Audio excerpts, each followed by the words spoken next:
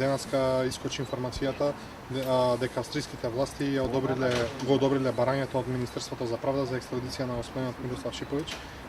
Верувате ли дека ќе пристигне набрзо и дали има можност да се бране слобода неколку пати на поминат? За жал се случи тој преседан за кој што сме сите во Македонија сведоци. Тоа е да една земја која што кандидат за членство во Европската унија, Република Македонија, властите во нашата земја издадат потерница за човек не кој што ја напушта земјата, туку за човек кој што се враќа во земјата.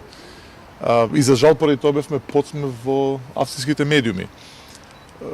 Само власта знае и никој друг зошто беше потребна оваа епизода, зошто беше потребно месец дена да се одложува соочувањето со претседавачот на општината господинот Шиповиќ со судовите во Република Македонија. Но реалноста е таква каква што е, ние со незе мора да се соочиме. Си изнаслушавме сите последните 10 дена дека ВМРО ДПМН сака да биде конструктивен што се однесува до случувањето во општината Центар, како на локално, така и на централно ниво.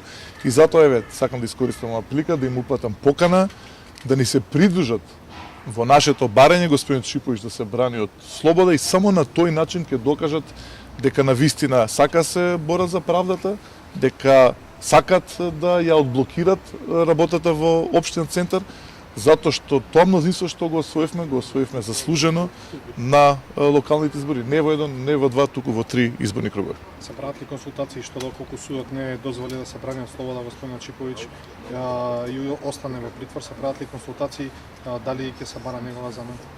Се разбира дека секојдневно се прават консултации, ги гледаме сите можни варијанти, меѓутоа ајде да видиме што ќе искочи од сетова, па потоа се разбира благовремено ќе бидете и ви известени, преку вас се разбира јавноста, кои ќе бидат нашите следни чекори. Верувате ли дека ќе биде донесен на транспарентен начин, односно новара ќе го соопшти денот и часот кога ќе пристигне во Македонија? Знаејќи го и како сведок што се беше спремно, како беше сценариото за неговото доаѓање, немам некоја доверба, но не ми преостанува ништо друго, туку се надам, уште повеќе се борам да и во Македонија конечно завладее правдата.